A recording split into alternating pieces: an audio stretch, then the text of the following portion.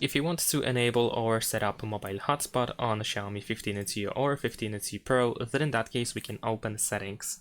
Over here in settings, we need to first go to more connectivity options if you didn't go to the portable hotspot before, and then over here you should be able to find the portable hotspot. In my case, I have already been in the settings, so this is how it looks like.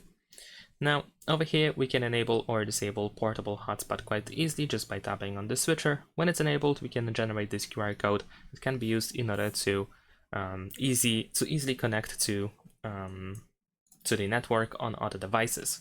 Besides that, we have set up portable hotspot, and then in here we can find the network name. We can tap on this eye icon to reveal the password. You can also tap over here in order to change the password, and we have some additional settings in here. Tap on this check in the upper right corner in order to save your changes.